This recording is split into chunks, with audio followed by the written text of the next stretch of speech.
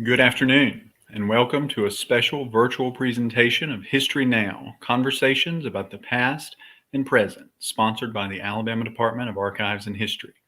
My name is Scotty Kirkland, and I have the honor of serving as the Exhibits, Publications, and Programs Coordinator for the Department of Archives and History and your moderator. The topic of today's program is a timely one. In a matter of weeks, Alabama lawmakers will convene in special session to redraw the state's political map for the next decade. Reapportioning the population to obtain approximately equal districts based on the new census data is an act mandated by both the federal and state constitutions. This year, lawmakers must draw a new boundary line for the 7 congressional districts, 8 Board of Education seats, and 140 legislative districts. Before I introduce our panelists, I thought it might be appropriate to begin with a set of definitions and some historical background for today's discussion. While many people, myself included, often use the terms redistricting and reapportionment interchangeably, there is an important distinction. Reapportionment refers to the allocation of seats among states for the U.S. House of Representatives. Of course, the number of seats in that chamber remains the same at 435 members. The number of those seats allotted to each state is subject to change based on census data. And we know that based on 2020's data, Alabama will retain its current number of 7 congressional seats. Redistricting refers to the more specific task of redrawing the boundary lines for election districts, sometimes these are called units, for seats in the State House of Representatives, the State Senate, and the Board of Education. Another important term you may hear is gerrymandering. Now, without delving too much into the origins of the word, which is a program I think unto itself, gerrymandering refers to the process of manipulating political boundaries to favor one group or one class over another. Some of you may be familiar with an important mid-20th century Alabama case, Gomillion versus Lightfoot, which dealt with attempts to gerrymander the boundary of the city of Tuskegee to exclude many of its black citizens. Now, a brief historical discussion. It would be charitable to say that Alabama's success in reapportioning itself is a recent occurrence. In fact, from 1901 until 1972, so for well over half the 20th century, the legislature failed to produce new maps. And so even as the population of the state grew and as population centers shifted within the boundaries of the state, the older lines dictating both congressional and state legislative districts remained the same. And while several notable efforts by governors, Frank Dixon and James Folsom among them, attempted to reignite this process, it was the courts, not the legislature, that brought about the redrawing of maps in Alabama until 2001, when the legislature successfully completed this process. A quick note on some of the Supreme Court cases that have a direct bearing on redistricting and may be referred to today. A 1962 decision entitled Baker versus Carr, the Supreme Court declared that the courts had jurisdiction in legislative apportionment and redistricting cases. Plainly stated, the Baker decision opened the door to a new direct phase of involvements by the courts as to how states like Alabama drew their political boundaries. 2 years later, in a case entitled Reynolds versus Sims, the Supreme Court enshrined what is often referred to as the one-man, one-vote principle onto Alabama's state legislative districts, which they said were malapportioned because, as mentioned above, they had not kept up with demographic and spatial changes over time. The ruling established the precedent that state electoral districts must be roughly equal in population. And finally, a more recent decision in 2013, in a ruling on the Alabama-based case Shelby County versus Holder, the Supreme Court voided a key provision of the 1965 Voting Rights Act called Preclearance. Under the law, a host of states with a history of racially discriminatory voting patterns had to obtain so-called preclearance permission from the Department of Justice before altering their voting laws, including the changing of boundary lines. We'll devote the final portion of today's program to exploring how the Shelby ruling might affect this cycle of redistricting. But for now, we begin with introductions of our esteemed panelists. As General Counsel for the Legislative Services Agency of Alabama, Jim Entrekin provides an extensive variety of legal counsel and assistance to both the agency and the legislature. Prior to joining the LSA in 2018, Entrekin was in private practice and was a law clerk for the Alabama Court of Civil Appeals. He served as Chief of Staff during Mac McCutcheon's first term as the Honorable Speaker of the Alabama House of Representatives. Myron Penn is a personal injury attorney and partner at Penn Seaborn LLC, Attorneys at Law, which has offices in Clayton, Eufaula, Montgomery, and Union Springs. Penn served in Governor Jim Folsom Jr.'s administration and worked as a consultant with Birmingham's Mayor Richard Arrington Jr. He later represented the Jefferson County Personnel Board in the U.S. Supreme Court consent decree in a landmark case entitled United States versus Jefferson County Personnel Board. Penn served 2 terms in the Alabama State Senate, representing District 28 from 2002 until 2010. Finally, Bill Holtzclaw retired from the U.S. Marine Corps after 20 years of active duty service in 2003. He entered public office in 2008 when he won election to the Madison City Council, North Alabama. Mr. Holtzclaw was later elected to the Alabama Senate in 2010 and served until 2018. He is retired again and lives in Madison, Alabama, where he enjoys being outdoors with his wife and his family, including his 2 grandsons. Gentlemen, welcome to you all. Thank you, Ben. We're going to jump right in first with Mr. Entrekin. Could you, the census data drives this process. Could you describe for us in broad strokes what the data collected in Alabama in 2020 is telling us about the state? And then could you tell us a little about the legislative committee and also what LSA in support of that committee does with this data prior to the special session beginning? Sure. So, I guess in just broad strokes, we had, looks like a lot of gains in the north and south of the state. Congressional District 5 saw the biggest gains up there in the Huntsville, Madison and Limestone counties, especially down south in Baldwin County, a lot of growth there. Our ports driving a lot of business there. Rocket City and surrounding areas driving a lot of business. Also in the Lee County, kind of the East Alabama, West Georgia area. Lee County saw a lot of growth. We saw less growth and population declines in kind of some of the Black Belt areas, like, and I'm looking at a map off the side of my screen, like the Greene counties and Perry County, Monroe, Washington, that kind of area, some of those population declines. So in general, you see that. Now, what that I guess kind of means going from there, and the agency I work for, the Legislative Services Agency, we will start kind of becoming more involved once the Redistricting Committee, which is technically called the Reapportionment Committee, but as you pointed out earlier, it's more about the redistricting process than reapportionment. Right now, they are the central hub of activity. And what they've done is, Alabama had gain overall. And so the large gains in some of these areas of the state raised Alabama's median population rate. So you mentioned the topic and the ultimate goal of equal population that's required by the Supreme Court and the Alabama courts. And so what that did is the significant growth we saw raised the median population requirements for House districts and Senate districts especially, and so what the first thing they did was, I guess, establish the new median population. This is the Redistricting Committee. They've got the 2010 populations now compared to the 2020 census population results, and now they've come up with a median number, the ideal number for each district to reach. So at that point, you can start identifying which areas, which of the current districts are over that ideal goal and which ones are under that ideal goal.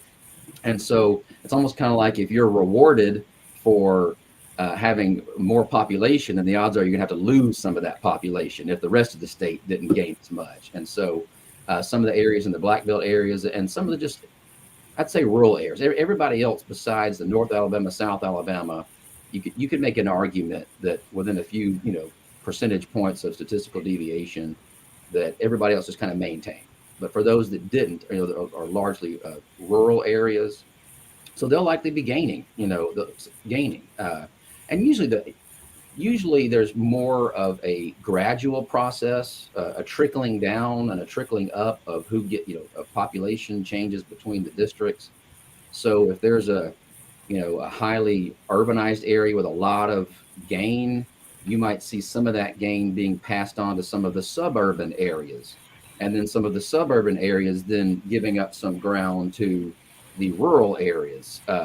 And some of these things are quite fantastic, because some of the gains, in the urbanized areas, parts of these places that gain significant population, some cities, for instance, gained more population than entire counties in the Black Belt area have altogether. So in the urbanized areas, you may lose a neighborhood, right, or a few blocks, whereas in an urban area you could gain half a county sometimes, that kind of thing. So it kind of depends on and where we go from here is being done right now. This is a very timely discussion, right? A panel discussion, because that's exactly what the redistricting committee is doing right now, is starting to adjust those maps and work on spreading those districts out to equalize the population. Thank you. And you're right. It is timely, and it's also fortunate that we have with us today Bill Holtzclaw, who is a former member of the Permanent Joint Legislative Committee on Reapportionment. So, Mr. Holtzclaw, I wonder if you could tell us, as a former member of that committee, what kind of effort is going into that work at the committee level right now, preparing what the rest of the legislature and the public will see once that special session convenes in just a few weeks. Sure, Scotty, and thanks for inviting me to participate today. We were talking earlier, and I shared that being in the legislature, when you become elected and get an opportunity to actually serve in Montgomery, you'll find yourself exposed to a lot of things that you weren't aware of. And what I would tell my constituent groups when I would come back home is that I found myself that I knew a little bit about a lot of things. And getting involved in the reapportionment really opened my eyes to a whole lot. So I would submit to you that there are members of that committee right now that were just like me, that are drinking from a fire hose and trying to learn a whole lot about this process. And because of the timeliness of it, we are 7 months essentially from the primaries in 2022. And when I went through the process in the 2010 cycle, we did the congressional districts in one legislative session, and the Board of Education, and we did the legislative districts in the next regular session. So we had time to do this. There's a big time crunch that these folks are looking at. The process, and again, referring back to the 2010 cycle, the North Alabama district that I was elected to in 2010 had the largest population gain of any district in the state. And so the impact literally went across the state, and I would refer to it as dropping a pebble in a bucket and then seeing the ripple that went down the state. But the pebble was dropped in the north central of the bucket as it rippled down the state. Now, the next district that also had the biggest gain was in Shelby County. And so that district was rippling up, so to speak. So it was really interesting trying to determine how to do that redistricting, that reapportionment. I will tell you that another little maxim that I would often use is I would put on my reading glasses and look at just my district, and then I would take my reading glasses off and look at the state. And I would try to balance those out, because as a member of the committee, my interest needed to be for the entire state. But I was a little selfish in trying to make sure that my district was well represented, especially because I'd worked so hard during the 2009 campaign cycle to secure those votes.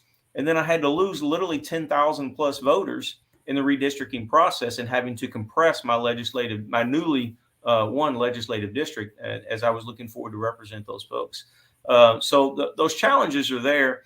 I will tell you that looking back, and I'm glad that I kind of drew a line in the sand on this one, I didn't want to split a community. And I'll be specific in that the city of Athens, which is Limestone County, which is one of the fastest growing counties in the nation, actually, with all the economic development that's going on. And that's been going on now for the decade. But the city of Athens was actually on the fringe of it was either going to be in my district wholly or out of the district. And one option was to split it. And I actually looked at it, and I went back to the consultants who we were working with and the other members of the committee. And I said, you know what? I just don't think that's healthy. This district this city has always been in this community, always been in this county, obviously. And it's unhealthy to split it and have two representatives coming in at the senatorial level with only 35 members in the Senate. So looking back, I'm glad we did that. I will also tell you that when I was first elected, my district ran from the state line, Alabama-Tennessee state line, and then down sort of almost to the river. It would take me a day to drive around my legislative district if I had meetings across. Okay. After redistricting, I could pretty much drive my district in an afternoon because, it compressed so much. And so the takeaway, kind of adding on to Jimmy's comments, is that there are senators who it's going to take them 2 days to drive around their legislative district because they're going to gain that much real estate in the ability to have that representation. And then there are some legislators that will have minimal impact based on how this process works its way out.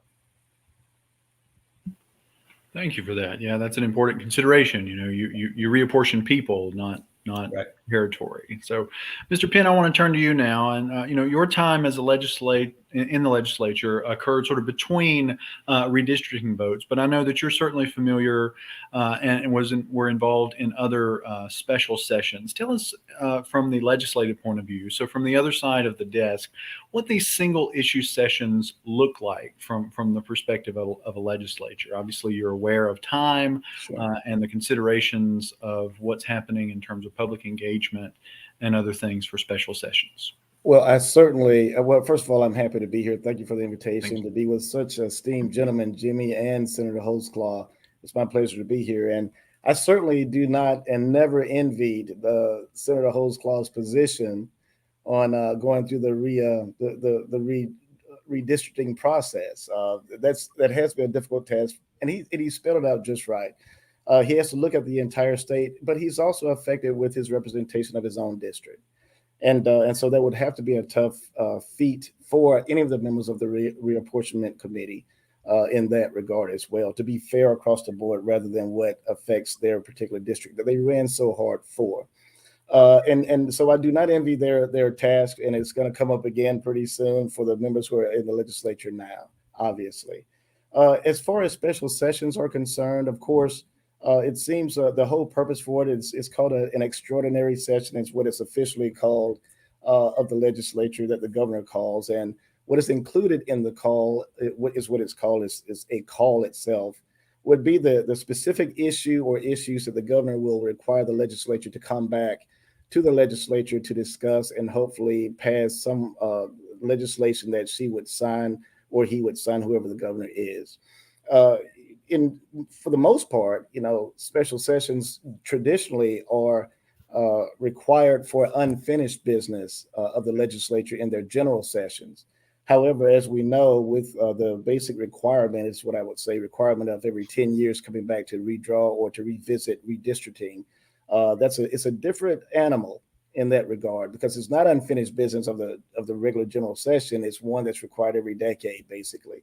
And so, yes, all eyes will be on redistricting, especially by the legislators, because, of course, obviously, those who are going to be incumbents are going to run in their district again. And whether it's going to be shaped differently or the same will be impactful on their campaign, their candidacy, and for the people who are going to seek that seat beyond them as incumbents. So yes, this time of year or this year will be very important because redistricting is a unique animal. It's something that is not unfinished business. It's something that is required every so often to make sure the lines are drawn in a certain way and that certain rules are in place so that everybody is represented fairly with the one person, one vote concept, and as well as geographically. As we have seen in other sessions, special sessions, normally whether it's an education budget that did not pass or a special prison project, which we have had recently, those kind of specific issues are normally fairly successful as well because they are unfinished business that need to be tackled. But of course, redistricting will be something that is going to be, finished, regardless of how the maps turn out, regardless of how the lines are drawn. And it's, regardless of how it turns out, it's going to be, there's going to be a finish to it. There's going to be certainty involved in where the lines are going to be. There are going to likely be court challenges in the process prior to, during, or after the lines are drawn. And in some ways, those different facets of the process are healthy for redistricting, because it's somewhat of a catch-all, and it's a monitoring thing for everyone to be able to have their voices heard in the process as far as the way that the lines are drawn. So in a nutshell, special sessions are normally successful. There will be a lot of attention paid to this special session as it comes to redistricting, because it's going to be more than likely the only topic that is going to be brought up during that special session. As we all know, and as the viewers may be aware of, it could be there could be more included in a call, by a vote of 2/3 of each house of the legislature. But in this situation, I think there's going to be plenty of work to do with just redistricting of the congressional lines, the state Senate lines, the state House lines, and the Board of Education lines. So I'm looking forward to a successful special session in that regard. And my hats off to the members of the Reapportionment Committee for their hard work that they do every decade.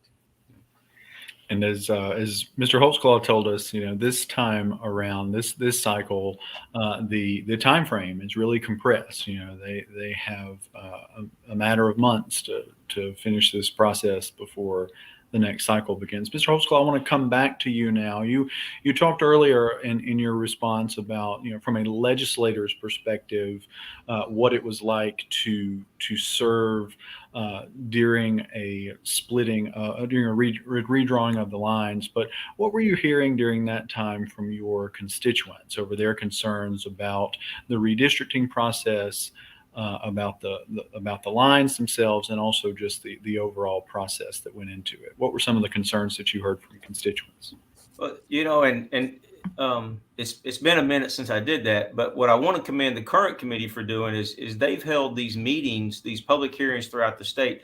I knew that we held a couple, but I don't recall the magnitude of the level of meetings that this current committee has held. Now, they wrapped them up last month, so if any of our viewers are looking forward to one of them, they actually wrapped them up at the end of September. But I want to say they scheduled upwards of 20 or 25 public hearings. They were done remotely, so the legislature was the committee members were in Montgomery, but they held various meetings that were paneled.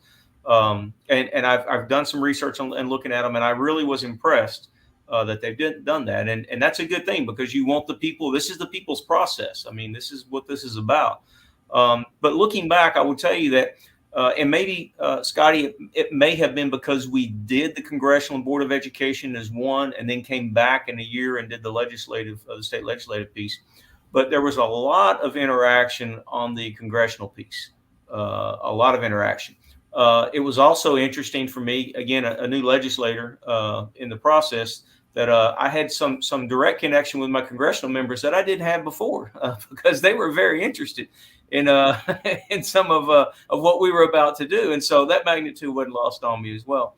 But the various groups that were interested, and again, looking at it through the lens of my backyard, so to speak, the representation of Redstone Arsenal here in North Alabama, which is a huge economic driver, with the Department of Defense, the FBI, several three-letter agencies, and the amount of money that flows in here. And so there was some concerns there about how we were going to were we going to leave all of that in the 5th Congressional District, or were we going to begin to split that? And we eventually left it as is. There were some minor changes, but we eventually left the 5th District primarily as it was in the end. But again, working with your constituents, I will tell you that there was a little bit of disappointment. I'm trying to remember where it was at. It may have been up here in North Alabama that we did hold a meeting. And I'm trying to recall off the top of my head, but we didn't have anybody show up from our constituency other than the people that had coordinated the meeting. And so I was a little taken aback by it, a little disappointed by that, because I do think that people need to take the time to work and to be aware of it. Hopefully meetings like this, are an opportunity for your listeners to reach out and become involved. And even though they missed the public hearings, they still have an ability to weigh into the Legislative Reapportionment Committee and to make their thoughts and desires known about, how should things be done with regards to that redistricting process. Because once it's, you'll get 2 or 3 plans that are hatched, so to speak, and as Senator Penn pointed out, there's going to be some, what I'll call some political gamesmanship that's going to go on. But everybody wants to keep it where it's at so that we don't end up in court. So they want to do the best they can to avoid the court process and the court having to weigh into it. And everybody's going to, hopefully play on that in that even keel and do the right thing for the process so that it can move forward, especially because, again, we're in this 7-month window, essentially, for the primaries to be able to wrap this thing up. But I encourage our listeners today, people viewing this program, to reach out to the legislator if they haven't, to reach out and find out who's on the reapportionment committee. Those members have been appointed a couple of months ago, and they've been hard at work, but they need to know that you're out there. Thank you. And on the topic of the public involvement, Mr. Entrekin, I wonder if you could tell us what those 24 community meetings looked like. What were the thoughts and concerns that emerged from those meetings, and how the public has been involved in the process thus far, and in what ways they can be involved going forward? Sure thing. So I actually think that the 2 former senators did a good job of kind of laying the foundation for that, and especially Senator Holtzclaw just then with some of his comments there.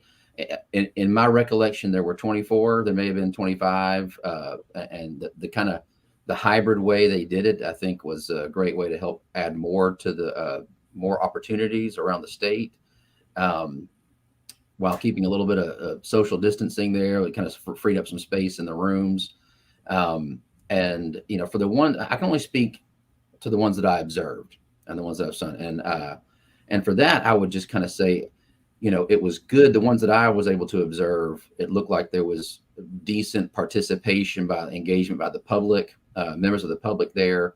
And also, some special interest groups were there. And there's a few key special interest groups that are, have a good grassroots networks throughout the state. So you'd see a lot of the same groups kind of showing up at the different people, but the ones that live in that area that have the same kind of passions, speak up about certain redistricting principles that they thought should apply to plans as a whole, and that's kind of a big deal for some of the folks that may not pay attention to this. And is you really have to look at the plan as a whole, kind of like Senator Holtzclaw said. You can drop a pebble anywhere you want in the pond, but the ripple effects go to every area of the pond. Like the whole thing gets affected, and so plans have to be looked at from a whole, but also analyzed from the individualized districts. And you'd see a lot of the individuals speak up about the other thing that was mentioned. That's communities of interest, right? That's kind of the number one thing you hear over and over again. I guess we'll continue to use Athens, the city of Athens, as an example. Hey, this community is tight. We share, a lot of us carpool together. We have similar, school interests. We have similar business interests. We have similar sports interests. There's all these different parts of the community, right? The access to food and grocery and gas, and the type of economy issues, similarities are there. And so you see a lot of that, but a little bit more on the I guess we'll call it the district by district level, the micro level, from more of the individual constituents that speak up. But it's great to hear, and I'll say, as I work for the legislature, and I'm definitely an advocate for it. I love this institution. And I think it just kind of goes to show some of the value of the legislature being the ones to kind of work on this process, because they're on the front lines. They're the ones that hear from their constituents and can kind of relay that information back to the committee and before the entire legislature, and as this process is laid out. So a lot of what you hear the constituents say at these meetings is thankfully a lot of what the legislators themselves are also hearing and kind of already know. And so a lot of it blends together, but that's a good thing, because you want your legislators to have a good ear for what the constituents are speaking out about. And so you see a lot of that. And I will say that the fact that this is done every 10 years is just enough to cause it to fall off the radar, because we're not going to have to address this for another 6 years. And so you put it down. And so it's very difficult to get caught up to speed, because you mentioned Shelby v. Holder. There was arguably 2 cases in addition to that one that directly affected Alabama, if not more. The Alabama Legislative Black Caucus versus Alabama, Rucho v. Common Cause was another one more recently. And it's kind of hard for folks to kind of get caught up on that and understand what some of the parameters are. And another thing that was mentioned was, it's not just the committee. If you've missed the committee windows, right? And I said earlier that the committee is like the central hub of the activity right now. And there's some legislative rules that have been put in place because these plans can be so complicated and so multi reasons for adjusting one district over another. There's some extra legislative rules, these joint rules the legislature passes to force plans to go through the reapportionment committee. The reapportionment committee adopts these guidelines that says, okay, all of the plans that come out of this committee have to meet these guidelines, and we're not going to approve any plan to go back before the legislature unless it falls within the parameter of these guidelines.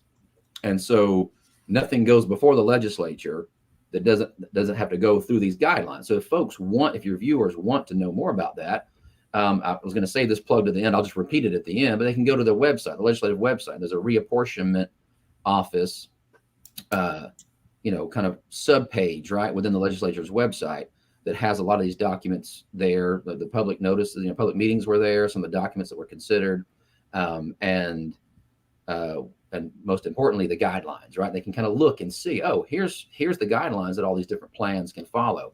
Another interesting point is that any person or any, interest group, I call it an advocacy group, can develop their own plans, redistricting plans. They can even come to the legislative office and have the legislative office help them, time permitting, with putting the plans into the format that it needs to be in to be presented to the legislature. However, only a legislator, only Senator Holtzclaw or Senator Penn, when they were serving, right, or their colleagues, can actually file a bill. That doesn't mean that you can't create a plan. And by creating a plan, we'll say what you do is create a map. And then you can create a map and present it to a legislator to see if they're willing to sponsor it. And then I guess just finally, I'll just add that the legislative process is yet to happen. And so that obviously they can weigh in the legislative process, like Senator Holtzclaw said. That process is still available. They're to petition your own legislators, Senate and House, and get them to kind of try to advocate on your behalf to others, and to kind of get some thoughts and get some principles out, get your voice heard, right? So there's still opportunities to do that, and to reach out to the reapportionment committee, even though technically their public hearings are over. There's still an opportunity to connect with them, just on a little bit more of a limited, time frame, right? Because of the short turnaround that we have to have. They are extremely busy right now, working on these plans as we speak. Thank you. We will post in the comment the link to both the Permanent Joint Legislative Committee on Reapportionment's website that you mentioned, which does have quite a few important documents, and a brief history of the 21st century redistricting reapportionment process. We'll post that in the links, along with the site where you can find your legislators' contact information if you should need it. And it's a good time here to also mention that if you have any questions for any of our panelists, you can go ahead and begin to type those into the chat now. We will get to those at the end. Before we move to the next question, though, Mr. Entrekin, I do want to go ahead and pull in one of those questions from the audience and ask you a bit of a math question. What is the current ideal number for these districts? Do you have that, the general number that you have in mind? I do. I was asked that before and had to shuffle through some paperwork. I think so. For the congressional districts, I believe the ideal number, and excuse me while I'm looking down at the papers I have next to me. For the congressional seats, it's 717,754 is the ideal number for congressional seats. For House seats, it's 47,000, I believe, and some change. I actually don't have that one right in front of me. And then for Senate, it is, I can find that one. Senate's a little bit more. I think it's in the 140,000 range. Hold on a second. I've got it right I here. believe I read where it's like 147, if I'm not mistaken. 143. 143,551 for state Senate districts, and then 47,850 for state House districts. There's the 47. I am not a math. I went to law school because I did not want to deal with calculus ever again in my entire life. And so I had this stuff written down. Yeah. But you know, Scotty, that's a great segue into the fact that a legislator now that you know, prior to the census coming out, they were redistricted in 2010, so a decade ago, into the 135, probably 135. I'm trying to remember the numbers, but 135. And now they find themselves in the 160s, and they've got to get down to 143. How do you do that? You know, and that goes back to the experience that I shared earlier. Absolutely right. I want to ask Mr. Penn a similar question that you answered earlier, Mr. Holtzclaw. How prominently did these issues of representation, how prominently did they figure into the concerns of your constituencies compared to other matters that they would bring to you when you were in when you were in public office, Mr. Penn? You know, in my experience, and again, as you pointed out accurately, I was not in the legislature during the time of those considerations to redraw the lines or to reconsider the way the lines and districts were. I missed all that fun. But at the same time, I would venture to say that in my experience, it was not the most prioritized issue for my constituents. Certainly not as much as issues like education reform or gambling or prisons or issues that are more directly that people view as directly affecting them, basically. However, I do think, as was pointed out, that the hearings this year, for example, regarding redistricting, the turnout was a lot better than I thought it would be. It very well might be because of social media and the access to it versus the prior decades of attention paid by constituents. Now, there have been certainly some calls for an understanding or an explanation for the way certain lines were drawn in the legislature at the times that I did run for office. And they were hoping that in some ways that certain things would change. There would be some people in certain counties where the counties may have been split who were not sure who their legislator was or who their congressional person was and things of that sort. They didn't know which district to you know, who was in what district. There's sometimes even I, as a candidate, when I ran the first time, I had no idea where to campaign. You know, there have been, for example, in Lee County or Russell County, those were the two counties where my Senate district were, you know, was divided in those two. And you really don't really have an ironclad way of knowing where the line is or where you should campaign. And with that being the case, it somewhat trickles down to certain voters who may be, and this is not in an offensive way to say this, who are not rationally sound on the legislative process or the redistricting lines. And one of my law professors, Professor Thomas Stone at Cumberland, would always say that many times voters are rationally ignorant about issues like those because it's not before them every day. However, obviously, legislators do deal with it. They do need to run for office and know where they're running. And of course, if it's in that 10-year span, they need to know how to redraw the lines or how to reconsider where the lines are drawn. So to answer your question, the constituents are, unless there's confusion, it has been my experience that they were not as keen on the topic itself as some of the other issues that will come before them that directs them in their daily lives. All right. I want to ask a two-part question to both Mr. Entrekin and Mr. Holtzclaw here that sort of informs the next question that we have on the current process. But to begin with, Mr. Entrekin, I'd like you to tell us what was preclearance. So my understanding of preclearance, and you kind of touched on it a little bit, was, you know, it applies in certain circumstances if you meet certain criteria or not. A lot of the southern states had to do it. Some of the northern states did that had historically, you know, I guess drawn lines or failed to redistrict in ways that created disparate treatment of its populations. But basically, it's you have to take your plans that the legislature has approved and run it through the Department of Justice. Take the Attorney General, the Washington D.C. District Court. Either one of those folks have to kind of look at it and give it the quote unquote pre-clearance, even though technically it's already been passed the legislature. Maybe it should be called post-clearance, but for whatever reason, it's called pre-clearance, right? And I guess it's pre-clearance before it takes effect. Right. And so that part, so that's what pre-clearance is, the process. And of course, Shelby v. Holder, for the most part, invalidated that process. So that's just that, the process that was once there is not. But I guess I'll just kind of add, I don't know if this is part of what you asked or not, but it doesn't really change anything for the legislature other than, and maybe Senator Holtzclaw could speak to this a little bit more, if there were prior communications with the Department of Justice, or the DC court, in the formulation of the plans.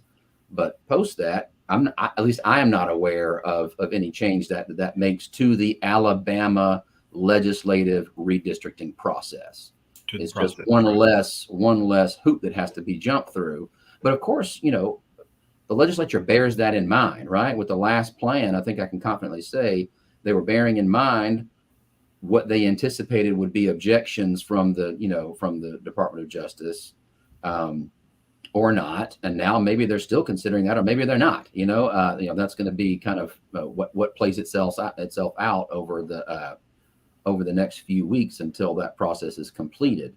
But you could rationally kind of figure that there's probably going to be at least less communication, right, and less attention paid to that, in my opinion. But I'll open up to the other panelists to weigh in. Right. Mr. Holtzclaw, you and Jimmy anticipated my question. I was going to turn to you and ask you what that process looked like from the committee's perspective back in 2011. And again, from a very layman's terms or layman's perspective, even then, what it did, and I agree, and Jimmy, maybe it should be called post versus pre, but it was a big deal. I mean, we were able to pass the legislative redistricting for the congressional districts in 2011. And then in November of that year, we got the pre-clearance letter from the Department of Justice that said that they didn't have any concerns with anything. Well, that was timely because we were coming up on the next election cycle for the midterms in 12. And so really what it does is I don't say it removes the hurdles, but it lowered the hurdles. It let us know that the DOJ had looked at it and they didn't see anything out of the parameters that would have said, whoa, stop, you need to go back and revisit this before it became effective. I'll give you an example of some of the things that we looked at. And again, going back to my legislative district, and it was kind of funny. We were nearing the end of trying to cobble together, and there's some really fancy, I can't imagine what it's like now, but there's some really fancy software that you're able to utilize and select on voting districts, and it adjusts numbers over here while it's adjusting numbers over there. And I actually convinced the consultants to send me home with one of their laptops over the weekend during the session. And I played with it over the weekend, and I came back with what I thought was the perfect new district for Senate District 2. And I was basically going to come in from the north, and the east and the west, and my southern border was going to remain. But I had been able to pull it together, and I had hit all the numbers that I thought I had hit. But apparently there was a hidden tab that I didn't hit on the software. And turns out they said, "Hey, you did a great job, Senator. This is amazing. I can tell you spent all weekend working on it. But the district had become racially regressive, which meant that I was the racial representation of the district was at 18% in the 2000 cycle, and I had dropped below 18% racially diversity in my numbers.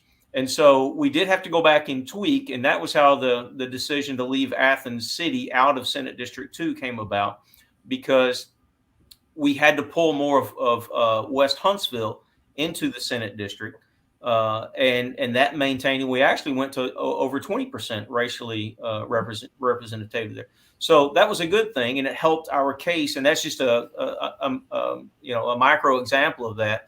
that process and the level, and then that's replicated, of course, throughout the 35 Senate districts and how we drew that out. I will add one other thing that I still find interesting even to this day, and I've read in some of the notes when I was actually preparing for this. Read in some of the notes where some of the meetings about how, in particular, Huntsville City is represented by 6 senators. There are 6 senators that come into, not Huntsville City, but Madison County. There are 6 senators that come into Madison County.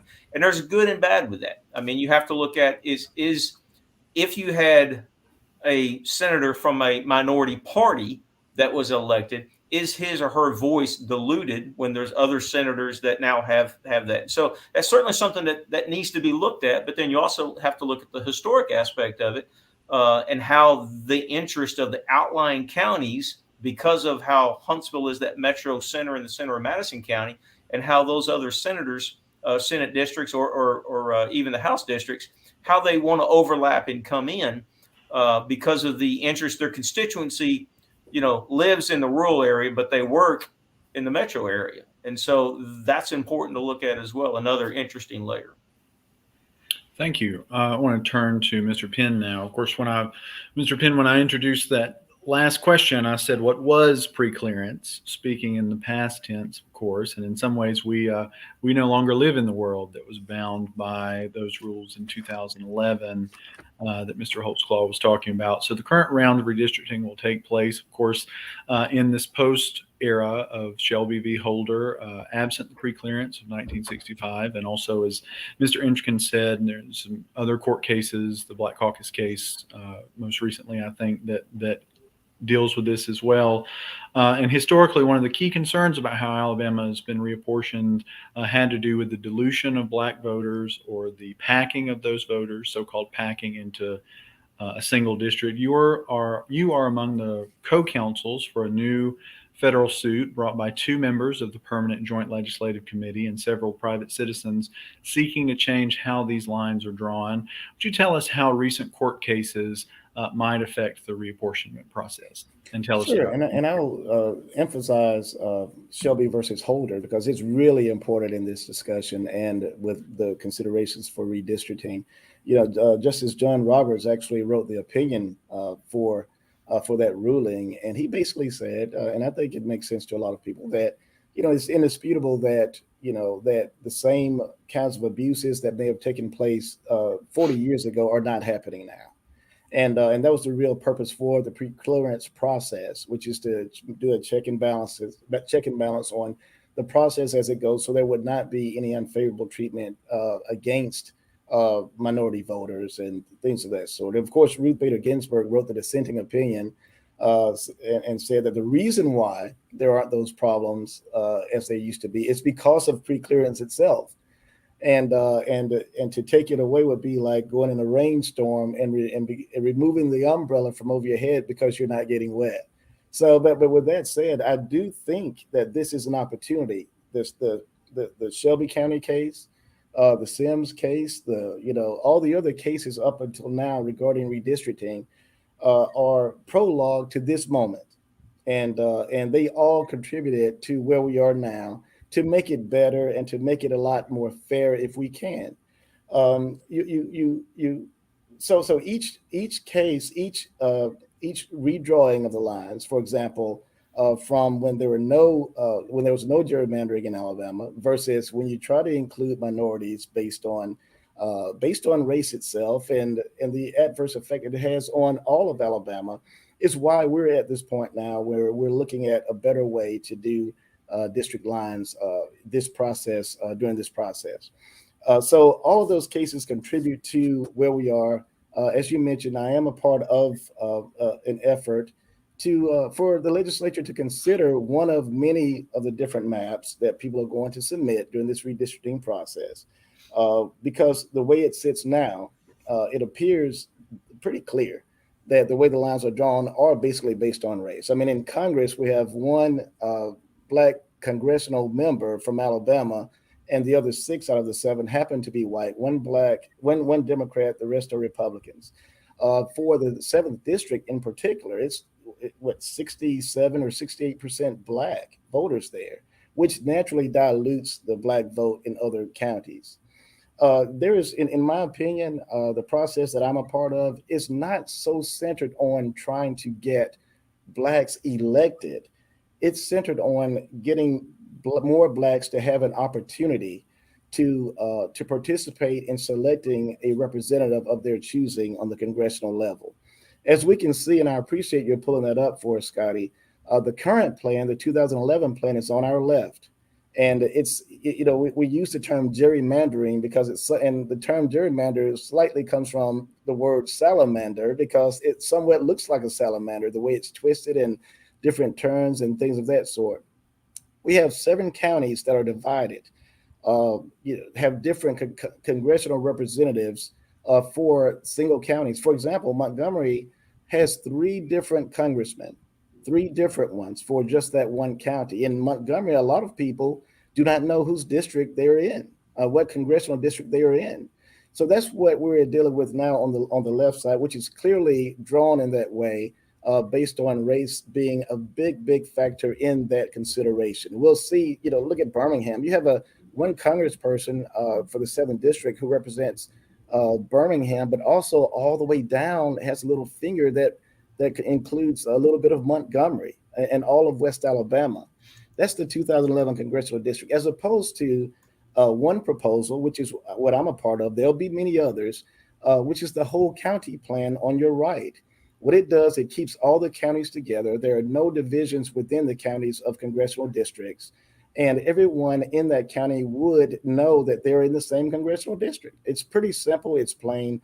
The courts have already stated in prior cases that they would prefer to have traditional boundaries when considering congressional lines, traditional boundaries, which are sometimes natural boundaries like rivers or streams even. But the next best thing would be county lines to keep it as clear and clean and understandable as you can have it when it comes down to what congressional districts represent what areas. And in the whole county plan, actually, in our opinion, we think it certainly passes judicial muster, constitutional muster, because it provides clarity in what congressional districts are where. There's a deviation of population of only 2.5% at the most, where I think the courts require for it to be at least less than 10% of a deviation from the different populations within each congressional district. So it actually, and on top of that, and more importantly, I think that doing so, where you provide more of an opportunity for all electors to select their elected officials, it brings people of different political backgrounds, different races, different interests together to be able to discuss issues and to consider the others' issues when it comes to electing their representative. And on top of that, it makes our representatives more beholden to all the voters of the district. And what that does, it creates what my opinion is, it creates what America really stands for. Because right now, the way it sits, with that being the way the lines are, the 2011 drawn lines, it's polarized. So there really is not as much of a need to really consider differences as much as you would if you have to be beholden to all the voters, and you have more people who have more opportunities to elect electors or elected officials to represent them. So that's the whole part of that. But no, to get back to answering your question, all of those cases are prologued to this moment. We all tried to figure it out. Well, let's make this right. Let's make sure we can include at least one Black congressman. Okay, we did that, but the offset of that is that you pack all Black voters for the most part into one district, and you leave all the others diluted in the other areas. So everybody tried and everybody gave their best shot to make things fair or to achieve a certain goal.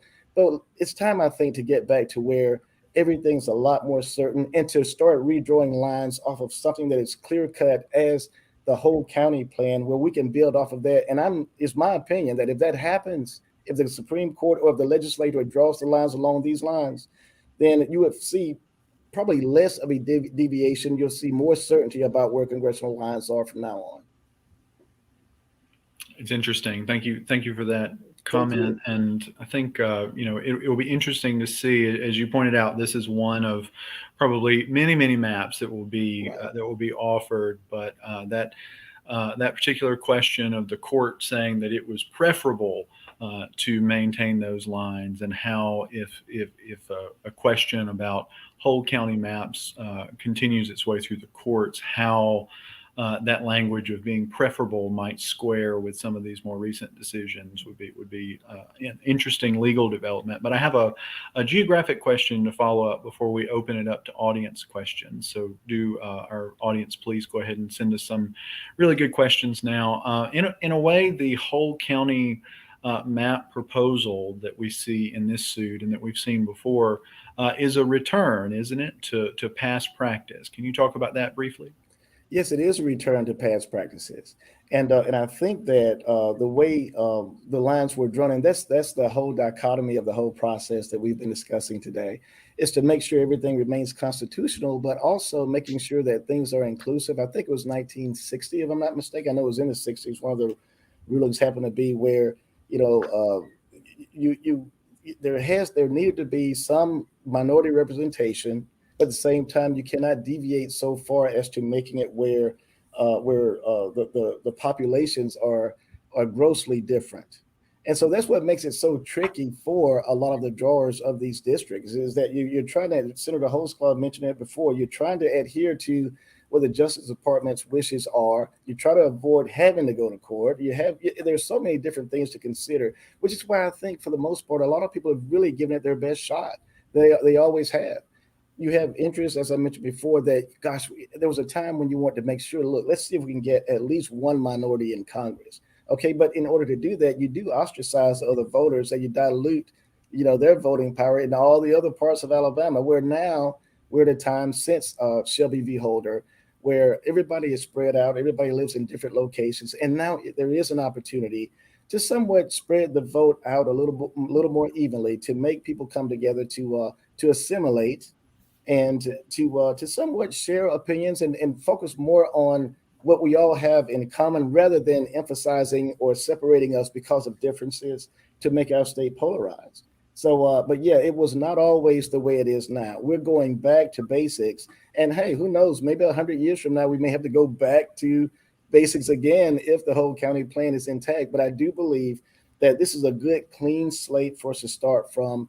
And then as populations shift, it might be a lot harder to redraw lines outside the whole county plan, because each county is going to have its own impact from the way the populations are. And briefly, one other point, there had a lot of, for the legislative lines, Senate and House, there had been some consideration a while back where for every 3 counties, you would have a senator that represents every 3 counties. And then within that, you base a representative on the populations within those 3 counties.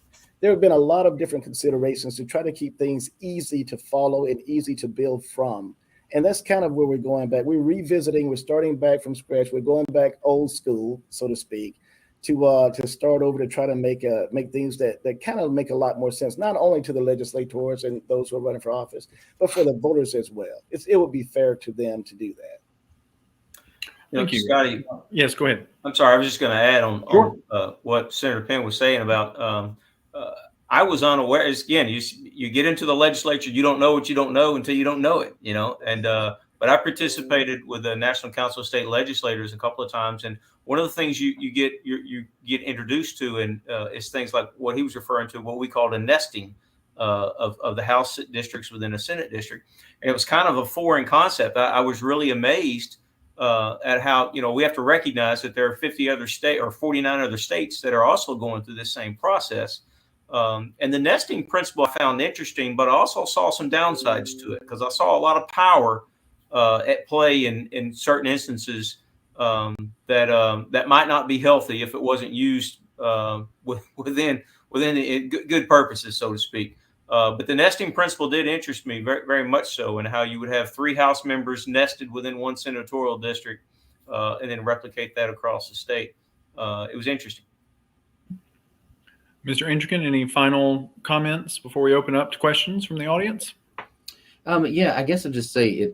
Hopefully this reiterates how it's just a fascinating process in general, because there's so many interests at stake. There's so many layers, right, to this onion of redistricting. You have from a doctrinal perspective, you're looking at, okay, what are the principles that we want in place, and then what are the practical realities on the ground, boots on the ground type things. You have these certain communities of interest or folks spread out throughout the state that may have commonalities in certain principles, certain doctrines, certain things, the way things look like to be run, but that you have other groups that are connected in different ways. Either they might be connected economically in one way, but socially might be connected in a different way, or in their personal lives versus their work lives and their spiritual lives and that kind of thing. And, there's also the layer of constituents or legislators who, maybe not so concerned about the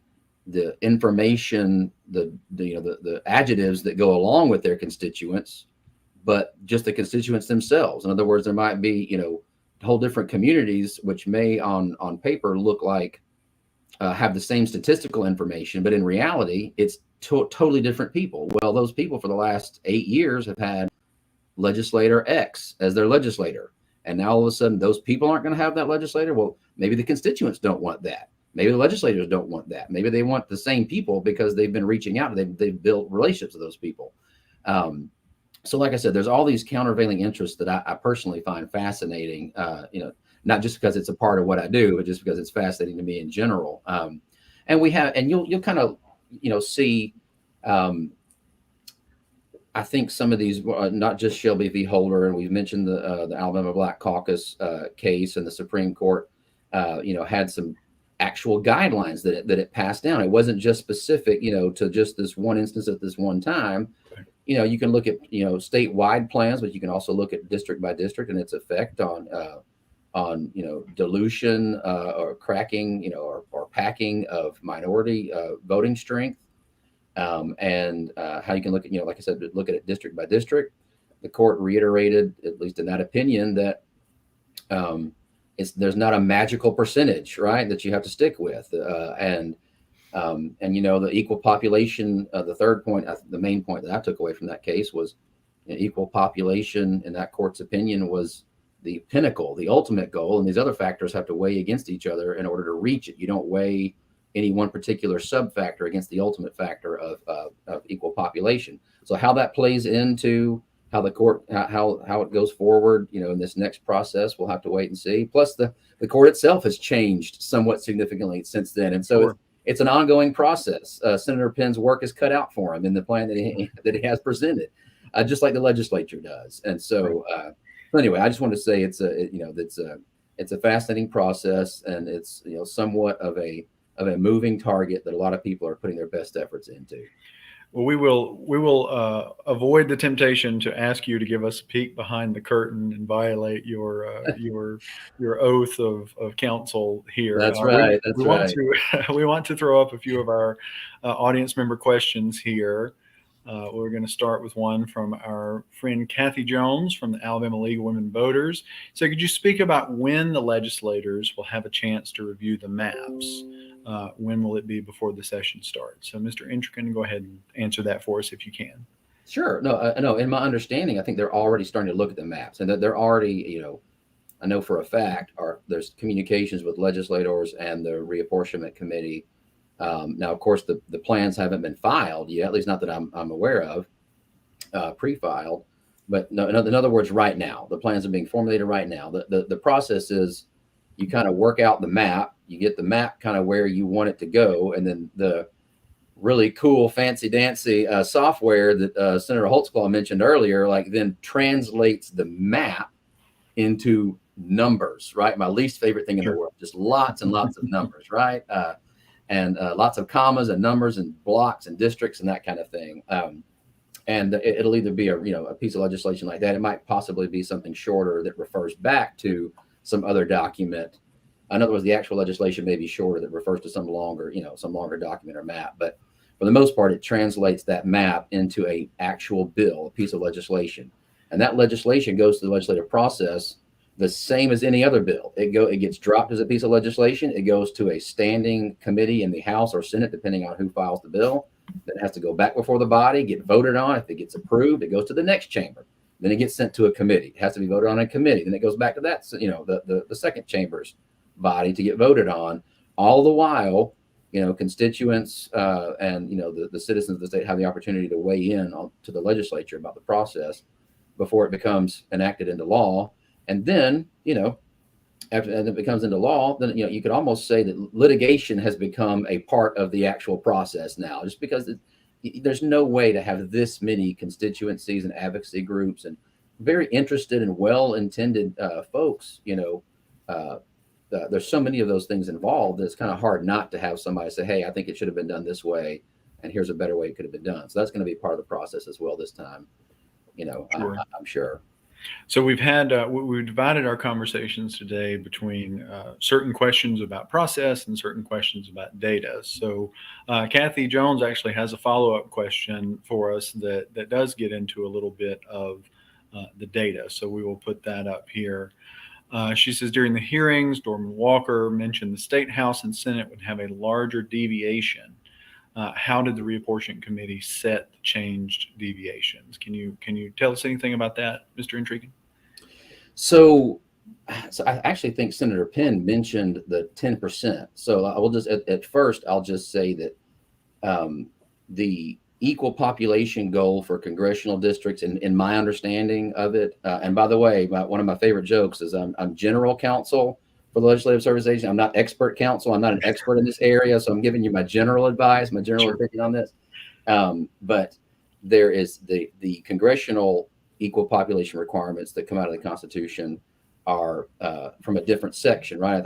Article 1, Section 3. I may have that wrong. Article 3. And it's very narrow with the deviation you can allow in the congressional districts. If virtually they have to be equal.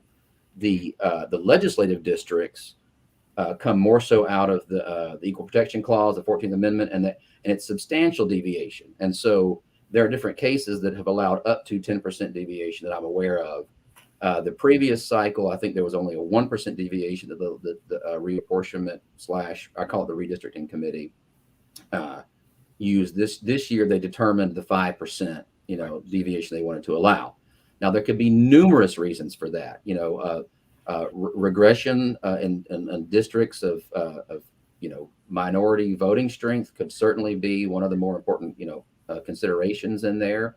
But for the exact reasons why, I think that's better left for the committee to answer, than myself, because out of all, there's 22 members of the committee. It shrinks to 6 legislators during non-redistricting, seasons and times, and because there's a lot of stuff that happens, throughout the 10-year cycle than just, when you get the final data.